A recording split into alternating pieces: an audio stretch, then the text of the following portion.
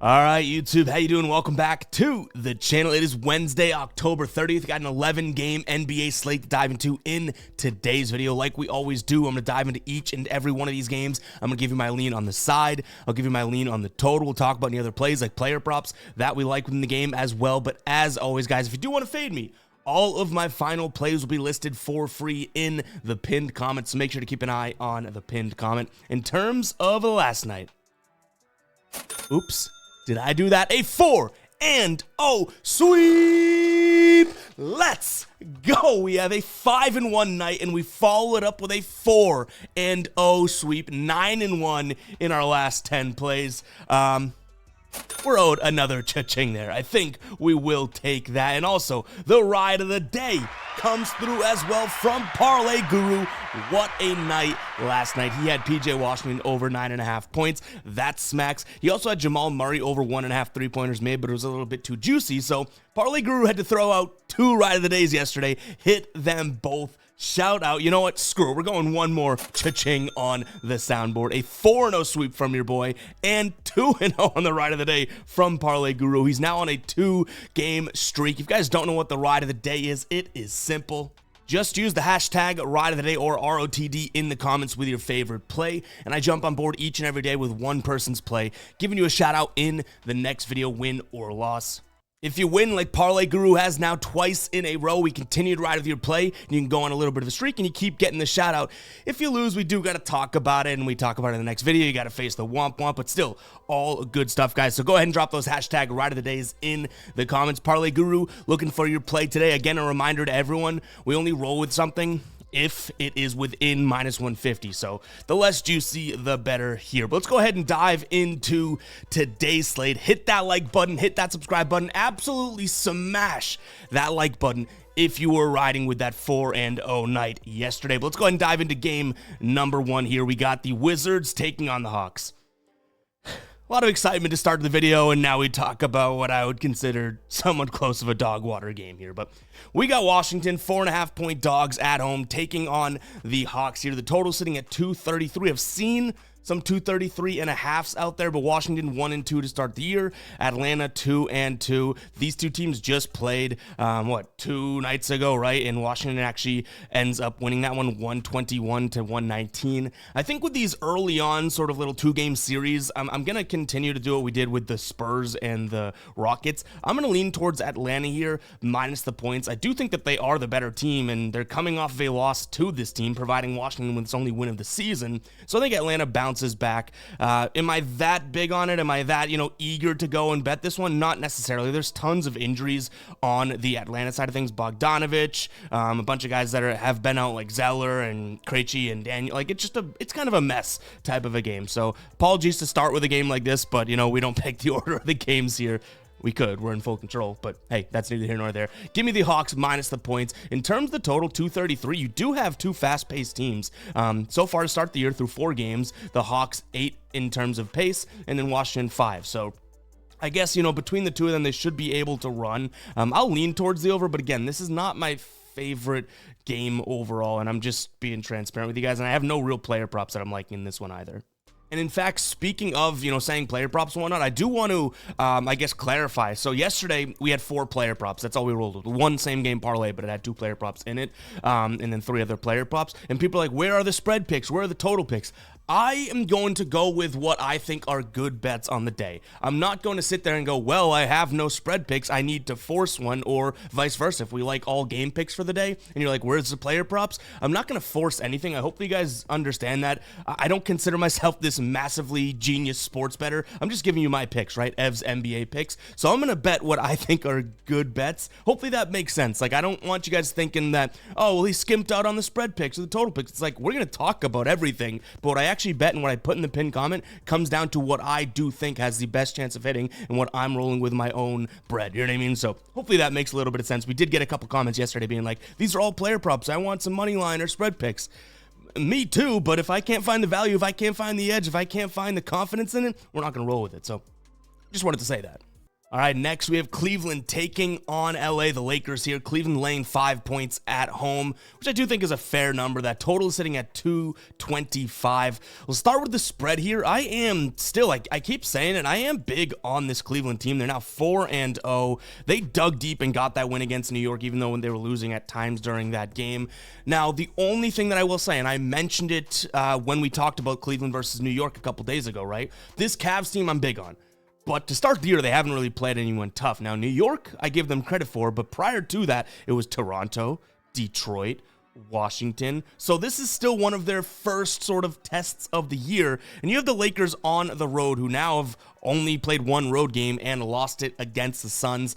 I like Cleveland in this spot. I'd much rather like a 3.5. I feel like that's more of the comfortable number for me. But overall, I think that this team matches up fairly well. You know, the Lakers do like to score at the rim. The Cleveland Cavaliers have been tremendous at preventing teams from scoring at the rim. The Lakers stink at scoring in the paint. So when you think about like the rim kind of extended to the foul line, right? The Cavs lock up there. So in the paint, already the Lakers haven't been all that great at it. Now we're only talking a few games, small sample size. Everything I say is based on a small sample size, but overall that should even be like a superpower for Cleveland, because they get in the paint area closer to the hoop, they shouldn't have as much success. The one thing I could see having the Lakers keep this game very, very close would be the perimeter. Right now, Cleveland, not exactly the best team in terms of preventing three-pointers from above the break, and we know guys like D'Angelo Russell, or even Reeves for that matter, will jack those, so maybe that's a player prop spot to look. D'Angelo Russell points or three-pointers made, that's sort of a lean there as well. But overall, if you flip things over, Cleveland likes to score at the rim. You have Mobley and Allen down there. The Lakers allowing plenty of baskets, 77% to their opponents at the rim. They're just not playing the best of defense so far to start the year, so I'm going to lean towards the Cavs minus the points. I also don't mind an over. 225 just seems a tad low to me in this spot. I definitely like the Cavs more than I think the total. But, in terms of player props, I think I already mentioned them. Allen, Mobley, then I guess on the Lakers side of things, D'Angelo Russell in a couple different ways. So some things to consider there. Overall, what scares me is that JJ Redick may have this team, looking pretty damn good. They've won a lot of close games at the end, and I almost want to say this is going to be a close game, just the way that these two teams match up. So that worries me a little bit, but overall, I think I have to trust the team that I've been pretty damn high on. They're 4-0 straight up, 4-0 against the spread. They've only played one home game, and they won that by 12 points, albeit it was against the Pistons, but still. Give me the Cavs in this spot. I will admit I can see why someone would get to the Lakers side of things for sure. But yeah, I'm definitely still looking at that Evan Mobley prop that we cashed a couple nights ago. It's still at 14.5. I think that Evan Mobley's good for 16 to 18 points per game early on in this year. So yeah, we might take a peek at his player prop as well. But one player prop that we should not miss out on, and if you are not signed up for Sleeper, you shouldn't miss out on for sure. We have Jimmy Butler 0.5 points for tonight, guys, over on Sleeper, but that's not the best thing that Sleeper's offering right now. For the next today and tomorrow, so the next 2 days, Sleeper is still offering a 200% deposit match when going over there and signing up. I have a link in the pinned comment. It'll auto apply both the free square as well as the 200% deposit match. I have a link in the description, does the same thing, whichever is easier for you to find. But go ahead and check it out, guys. You deposit $100, you'll have $300 in your account to play with. You deposit $50, $150 in your account. They're essentially 3 timesing the money that you put in for the next 2 days, which is an absolute no-brainer. It is free money. Go check out Sleeper, guys. You get this free square in that deposit match, but you know what's great about Sleeper is that each and every pick you throw into your entry changes the payouts. They don't follow a fixed payout structure like a lot of other apps out there. 2 for 2 is 3x, that type of thing. No, Sleeper, each and every play you throw in has its own multiplier, which is very, very cool. And I love the fact that they have alternate lines. They offer pretty much every single line in every single category that a sportsbook would as well. So go ahead and check it out, guys. That link is in the pinned comment as well as the description. Go get this 200% deposit match as well as that Butler score. He hasn't had the best of seasons, nor have the Heat. But 0.5 points looks pretty damn good to me. Go ahead and check it out, guys. The link in the pinned comment. All right, next up, we're moving on to the Pacers taking on the Celtics. Celtics 7.5 point favorites on the road. The total is sitting at 234.5. I always love when they're 2, 3, 4, 5. Overall, this is a tough one because this the Celtics have been so good, right? And they have been so good, so dominant. But you look at this line and it's like, is 7.5 points enough? It seems kind of low. I think I've even seen a 6.5 out there, maybe on MGM, which is kind of crazy, right? So I feel like this could be a trap and maybe somewhat of a letdown spot for the Celtics. I'm going to sound the psycho alert alarm and say that the Pacers cover this one, but I still think the Celtics end up winning the game. Now, Miles Turner is listed as questionable game time decision. That's obviously going to be huge. That completely throws out what I just said out the window, right? If he does not play. But overall, the Celtics just to some degree are due for a little bit of a letdown here. They won 4 straight games. The only game they didn't cover in was that game against the Pacers, and the Pistons, and it was because they were 12-point favorites. This is now, I think their second lowest spread of the season so far, and they're going up against a decent team in the Pacers, right? The Pacers still kind of looking to get things rolling, but they've had what I would say is a tough schedule. They start off the season against Detroit. Okay, they clean up and cover in that game and win it, right? Then they play the New York Knicks, the Philadelphia Sixers. Now, I know the Sixers are a little banged up, but then Orlando, who comes back and wins the game. So it's like this Pacers team's got to be hungry to some degree. So I'm fading my own team here. I don't know if I'll actually get to rolling with it myself, because if you guys have watched for years, you know I struggle with betting against the Celtics. And honestly, even just NBA right now, it should be tough to bet against the Celtics because they're so dynamic and so good. But I think I lean towards the Pacers plus the 7.5. I'll sound the cycle alert alarm again. I get it. In terms of the total here, I'm going to lean towards the under. The Pacers have not played Pacer basketball this year. Now, I know that if they beat the Celtics or try to beat the Celtics or keep this game close, they're probably going to push the tempo. I understand that. But you have the 28th ranked pace team in the Celtics playing the 26th ranked team in the Celtics, in the Pacers. And both these teams from the transition defense department, kind of middle of the pack, and should be able to, stop some of these transition buckets. So that's a high total. I'll lean towards the under. Now, in terms of a player prop, I'm rolling with one, or at least leaning towards one that has not hit yet this season, but it's hit in 8 of his last 9 games against the Pacers. Jrue Holiday over 4.5 rebounds. I also am considering his rebounds plus assists. I like that. He's also hit that in 7 of his last 9 here, and to start the year, he's definitely getting his chances here. 6.5 potential assists, 7.3 rebound chances, but I think that rebounds one seems like it may be the move. Again, he's hitting 8 of his last 9 against the Pacers. That's taking into account that the Pacers were running a lot faster in years past, but I think the Pacers are still built to do that. They just haven't done it yet. So Jrue Holiday over 4.5 rebounds here, or 9.5 rebounds plus assists would be a player prop spot that I look at. But that's a tough one. That Celtics Pacers game is a tough one because the Celtics have been so good, but at some point they drag their feet, right? I don't know. Can they go 82-0? They're good. They're a damn good team. All right, we move on to Charlotte taking on Toronto. So Toronto is not very good, and you're bad when you're given 6.5 points, or you're getting 6.5 points against a Charlotte team, right? So that's tough to see. Quickly, game time decision. No Scotty Barnes, no Kelly Olynyk. RJ Barrett is playing, which is obviously good. I think that this may be a crazy spot to look as well, but I don't mind the Raptors plus the 6.5 points.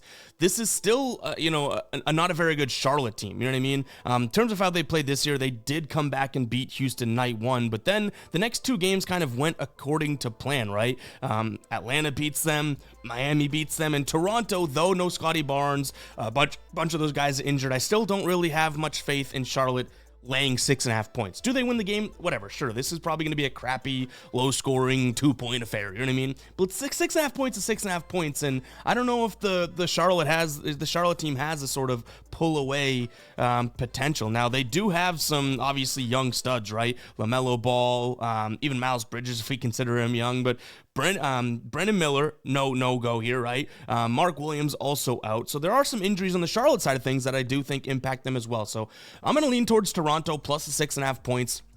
That totals at 223.5. I said it's going to be a low-scoring affair, but probably enough to get over that number because Toronto's defense is so poor. And it's not like Charlotte's coming down here with like one of the best defenses in the league either. You know what I mean? So yeah, I'll lean towards the over, but I don't think I get there because then you're trusting these offenses. I do have 2 player props that I'm actually not minding now. They're kind of out of left field. Ochai Agbaji think I said his name correctly, for over 1.5 3-pointers made is plus 165 right now. He's hit it in 2 straight games. I think he's going to get more run with some of the injuries to Toronto here. He played 30.6 minutes 2 games ago, 28.6 last game, and those are the 2 games he hit it in against Minnesota and Denver. So yeah, I think that those are 2 better defenses than we've seen on Charlotte. So for plus 160, yeah, I'm throwing it out there. Okay Agbaji over 1.5 3-pointers made. We're sticking right in that same category, and I'm looking at Seth Curry on the other side of things over 1.5 3-pointers made. That's minus 160 right now. It's crazily juiced, but I do think that he could go for even 3, which would be plus 165 if you go for 3+. I'm probably, if I roll with it, keep an eye on the pinned comment, probably going to stick with that juiced play at 1.5 just because I like his spot there for that. In terms of what he's been doing the last couple games here when he went and got more minutes due to the Brandon Miller injury, 7 attempts and 6 attempts in the last 2 games. So again, this is not a very good Toronto Raptors defense in terms of how they're guarding above the break 3. They're allowing nearly 40% to the opposing teams, and though he's not a point guard, to guards in general, they're allowing plenty of 3-pointers made per game. So him and LaMelo, I think LaMelo's line is super high, so I didn't consider that. But overall, Seth Curry over 1.5 3-pointers made. I don't mind that spot either. Next up, we got the Sixers taking on the Pistons here. In terms of injuries, obviously you got to keep an eye on that with the Sixers. Paul George and Joel Embiid still listed as out, so their starting lineup is Maxey, Lowry, Oubre, Martin, and Drummond going up against Cunningham, Ivy, Hardaway, Harris, and Jalen Duren there. In terms of how the Pistons have played, they're 2-2 against the spread, 0-4 straight up. Philadelphia 1-2 both on the spread as well as straight up. They did get that win against Indiana. I'm not I don't think the Pistons are going to be as bad as they were last year, right? And we even leaned in their direction against the Heat, in which they covered that game. They covered against the Celtics. They covered against the Heat. They're keeping games close here, but 3.5 points is not a big number. You know what I mean? They covered a 12.5 point spread against the Celtics, an 8.5 point spread against the Heat. So I don't think that this is the same type of number. They're on the road. I'm going to lean towards the Sixers minus the 3.5 points here. In fact, if you wanted to pay a lot of juice, minus 155 Sixers money line. Like, let's not forget that they still have Tyrese Maxey, who is an absolute stud in this league, and this team can rebound too. Now, are they as good as the Pistons? Not necessarily, but the Pistons rebound very well. Jalen Duren is an absolute beast. They bring in Beef Stew. Like they do have a decent rebounding team. Cade Cunningham, a fairly good rebounding guard, right? So that's one thing that I do think that the Detroit Pistons. I can't say Pistons. I have to say their full name, their government official. The Detroit Pistons. I do think that they will win this one, that battle. But overall, I think that the Sixers should probably win the perimeter battle, definitely the defensive perimeter battle. So I'm going to lean towards them minus the 3.5 points. I don't have many player props that I like in this spot. One thing, and I can't necessarily put my finger on it, I do like Jaden Ivey some way, shape, or form, but his line's high, right? 17.5 in terms of his points. He sits in 3 of his 4 games. The one he didn't, he had 17. Hit 25 points last time he played the Sixers. 3-pointers made is 1.5. I don't mind that. I don't know if he'll get all of the attempts that we need here. He had 0 attempts night number 1 in 30 minutes, and then he's taken plenty. I think he had 2 attempts, 0 makes night number 1. Then he's taken 5, 5, and 9. If he continues to shoot, then sure, but this has been a good Sixers team in terms of defending the perimeter. So a little dicey there for me to just be all in on Jaden Ivey, but that is where my eye went originally. Just not sure if I can fully get there. Now, from a total perspective, this should be a low-scoring game. I know Tyrese Maxey might get his and whatnot, but the Pistons, if they want to keep this game close, and the fact that spread is at 3.5, I don't think it's going to be a runaway sort of freight train type of a game. So 218 is a crazy low number, but I'm going to lean towards the under anyways. All right, Heat taking on the Knicks here. Heat 2-point dogs at home. The total sitting at 214.5. Still same injuries that we've been seeing. Josh Hart game time decision for the Knicks. Kevin Love out for Miami. And then also on the Knicks side of things, like I said, Precious Achiuwa and Mitchell Robinson. Same thing that we've been seeing. I think that this is a Knicks spot. Yeah, they're on the road. I understand that, but this Heat team has really not been all that impressive to me. They're 2-1 on the season. I get it, but look at their games. They beat Charlotte and covered, so I give them credit there. They beat Detroit. They don't cover the line. They've played two really bad teams, and the one good team they played, Orlando, they got pummeled by 116-97. It was close for like 24 minutes, and then Orlando pulls away. The New York Knicks have actually been through somewhat of a gauntlet, I guess. They lose to the Celtics. They do beat up on Indiana, which I think is a good quality win. And then they lose by 6 to Cleveland. So I think that there's a lot of people down on this Knicks team right now. I think this is the spot for them. I would go Knicks money line, if anything, in this one. Minus 125 on ESPN. That's not all that terrible. The total's at 214.5. I really don't want to touch it because that is like the shiny ornament on the Christmas tree that I want to check it out and see it. 214.5 seems super, super low, right? But it's the Heat and the Knicks, two slow-paced, defensive, gritty teams. Like, this could be a low-scoring game. So I'm going to stay away from that total. I lean very much to the over, but I'm telling you, I'm trying to be a good boy over here. I'm not going to go and touch the red button, which is the over in this game. It looks like it's the move. I don't mind it, but I don't think I'm going to get there myself. Now, from a player prop perspective, I have one that I really like, and it's got a strong chance of being a final player. Mikal Bridges, over 14.5 points. Night one against the Celtics, people are kind of down on him. He's hit the over here in 3 straight games. Now, this is a good Miami defense. I understand that. But what I will say, just behind Jalen Brunson, Mikal Bridges leads the team in field goal attempts in the paint. That is not at the rim or in the restricted area, in the paint. So kind of foul line to the restricted area, all right? Mikal Bridges leads behind Jalen Brunson. He's the second guy in the team in terms of field goal attempts there. This Heat team, that's been a huge weakness of theirs. They're allowing a 50% field goal percentage in that paint area. So I think that he's going to be able to go out there and kind of, not to say get his, but I think that he'll be able to score 15 points. So keep an eye on the pinned comment to see if we roll with that one. I just think that this is kind of like the game where everyone's like, oh, Mikal Bridges is good, because even still, he's flying under the radar. He's hit the over in all 3 of his games. The Knicks haven't really been tremendous, so I feel like their trades and whatnot aren't getting praise. People are hating on the Cat move. People are hating on the Bridges move. Like I get it, but this is a Heat team that I think is lackluster. So I think the Knicks come in here, smack them around, and Mikal Bridges performs and says, hey, yeah, I am a very good piece to be added to this team. Hey guys, real quick, if you do want to support us and continue to help us grow and get some great merch at the same time, head over to fademe.store. We have a discount live today. You type in sweep, just like this. That's how you spell it. Spelling bee champ. You guys know that. S-W-E-E-P. I already got it wrong. You're going to get up to 20% off. It's a random generated, so it's between 10 and 20. I think the most common one is it's like 12 to 14. So if you get 20%, you're really lucky. But it's across the entire site. Go ahead and use that at checkout. Check out the new Gambler collection. I'm rocking the fall 2024 hat right now. This thing is so clean. The 2024 rope app. We've got tons of new products and everything like that. And again, good prices, and you're getting up to 20% off today. Go ahead and check that out, guys. That link is going to be in the pinned comment. It's a good day for a parlay, wouldn't you say? Go pick up that t-shirt, fademe.store. It's a great way to support us, and this is legitimate quality merch. Like, I don't know how to show you guys through the camera, but this is not some crappy hat, or we have crappy hoodies or t-shirts that we just slap a logo on. Like, no, this is legitimate stuff. This is an embroidered premium crew neck, an embroidered super comfort hoodie that we have, an embroidered windbreaker. I mean, like, we put a lot of effort and research into these products. We don't just slap a logo on a bad piece of garment or a crappy piece of garment. So consider picking up some merch, guys. Again, that link will be in the pinned comment, or head over to fademe.store. Use that promo code SWEEP, S-W-E-E-P. I guess that's a tough word for me to spell. You're going to get up to 20% off.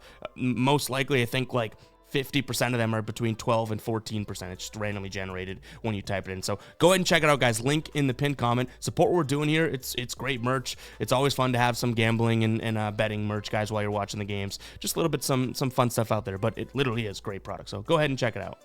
Bulls taking on the Magic. The Bulls 2-2 this year. Orlando is 3-1. They're one loss in that tough one against Memphis. If you haven't heard me so far this season, I am pretty big on the Magic this year. They have a good team. Like, Paolo Banchero looks like an absolute stud, right? Franz Wagner, as long as he's healthy. Suggs, Caldwell Pope, Wendell Carter. Like, this is a pretty good team. Not to say that the Bulls aren't. I think the addition of Giddey's good. Vucevic I do like as well, but I think this Magic team is just a lot better. So I'm going to lean Magic in this spot. It's 5 right now. I've seen a 5.5 out there, so I'd get this while you can if you do like the Magic like I do. And also, this total's a little bit too high for me. You have the Bulls, who are the fastest team in the league through, 4 games so far this year, but the Magic are in the bottom third. And if I think the Magic are going to kind of, I guess, produce and win this game and kind of control it, I think I'll lean towards the under in this spot. But yeah, Magic minus the 5 points, maybe minus 4.5 if I could buy a half point, because I think if this moves to 5.5 or even beyond, I think that 4.5 would look super, super good if we're not paying enough, if we're not paying too much juice. But that's the way that I'd lean in this one here.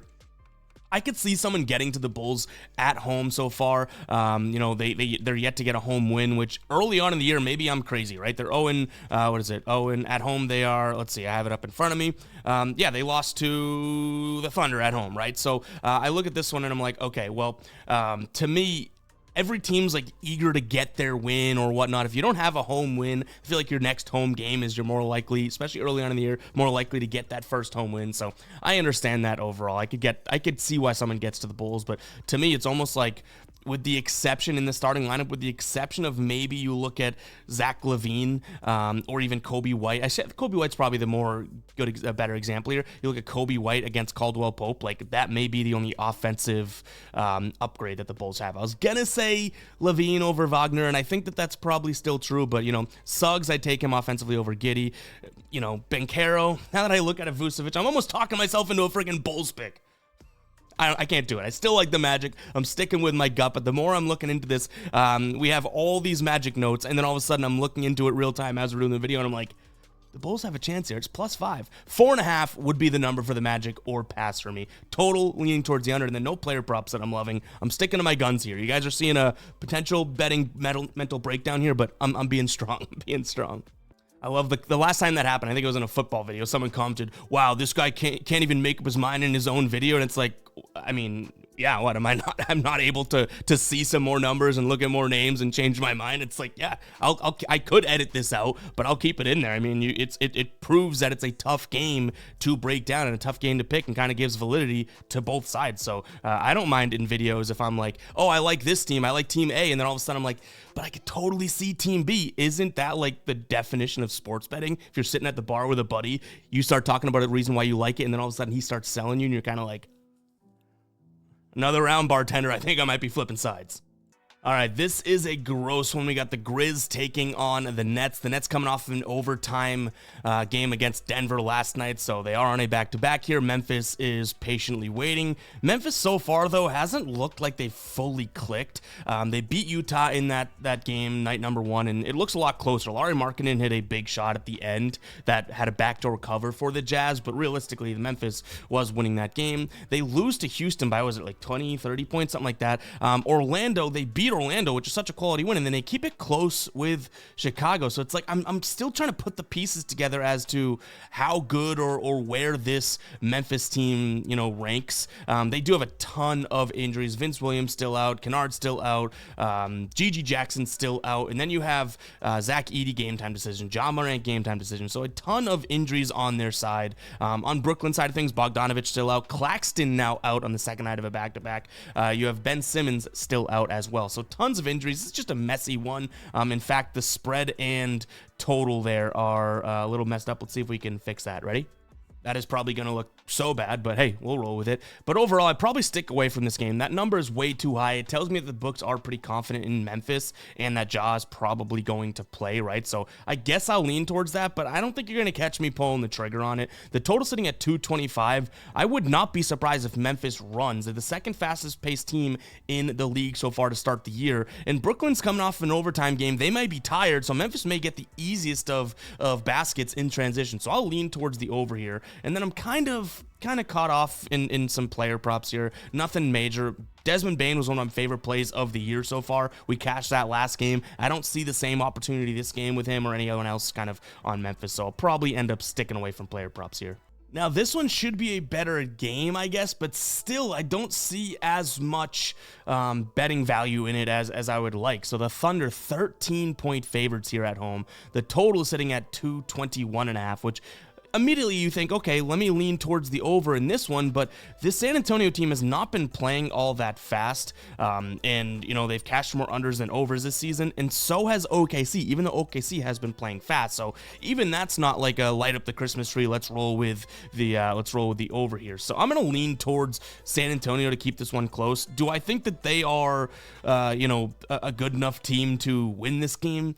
Not necessarily, but they do have obviously good pieces. You know, we don't need to name them, but we will. Wembanyama, Chris Paul, Barnes, like they do have a decent enough team.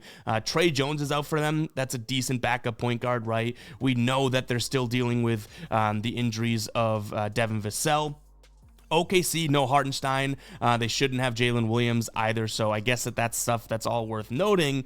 But 13 points is a lot, and if this is a Thunder team that, you know, is kind of due for somewhat of a letdown, they're 3-0 straight up and 3-0 against the spread so far this season. They're really good at home, obviously, like they were a year ago. I think that 13 points is just too much, so I'll lean San Antonio.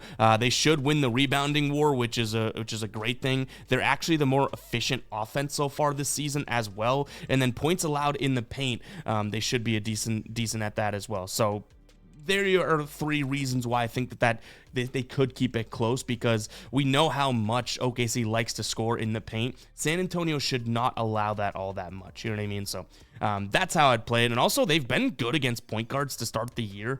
Fourth best at preventing them from scoring, best at preventing rebounds, sixth or seventh best at preventing assists, third best at preventing them from hitting the three. So I'm not saying it. Maybe you're saying it after hearing that. Maybe you look at some SGA unders.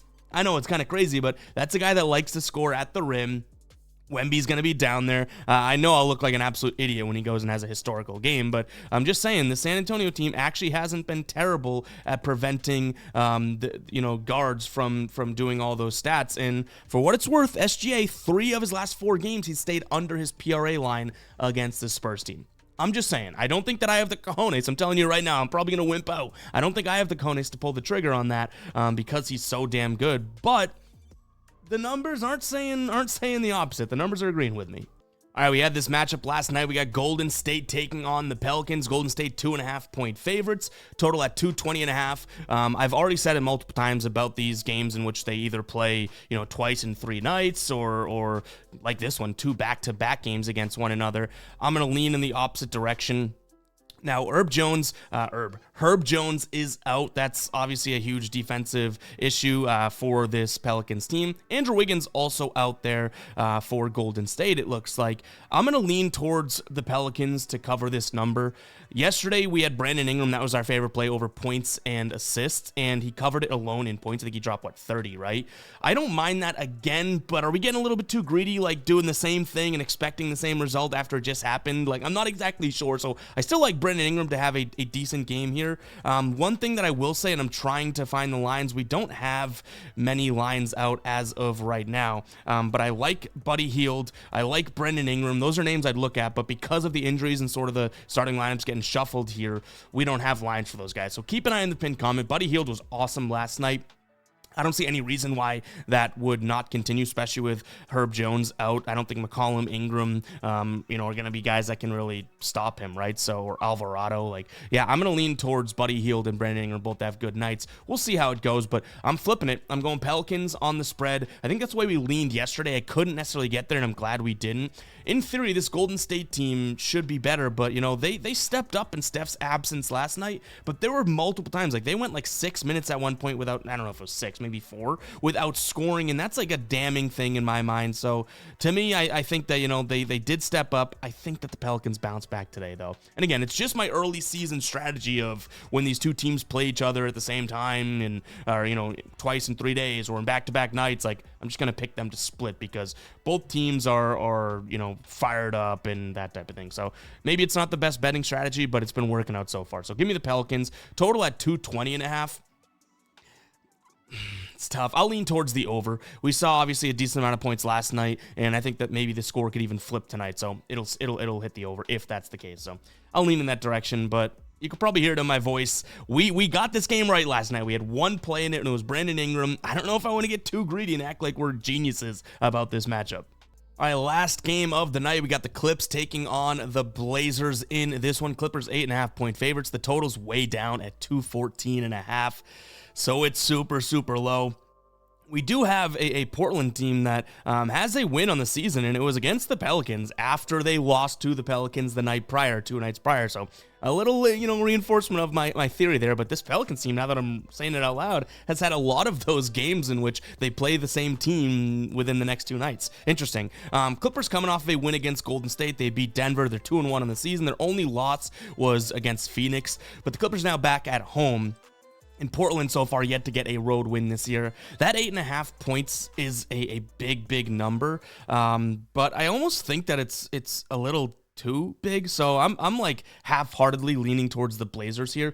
I think this is going to be a low-scoring game, like the total would indicate, right? And this Portland team, if they start running, I think that they can have a tiny bit of success here against the Clippers, who are not very good at guarding the perimeter. Around the free throw line, mid-ranges, they've allowed some decent amount of points. So, yeah, I could see the Blazers keeping this game close. Do I bet it myself? I'll tell you right away, I don't like it. I almost am eliminating that Clippers minus 8.5 from my mind. So I'm going to go Blazers plus the 8.5 points. I think Anthony Simons could have a decent game as well, so there's a player prop for you. I think his point total right now is at 19.5. I could see him dropping 20 points, which I believe he's only done once so far this season, or twice. He had 2 good games. I don't know if he got to 20 in that first game against the Pelicans when Brandon Ingram, who he shares a baby mama with, hits the game winner over him, but he bounced back with 27 the next night. And I think this is going to be a guy that when he has an off game, he kind of bounces back. And like I mentioned, the Clippers don't exactly have the best perimeter defense overall so far to start the year. So yeah, I'll lean towards him, but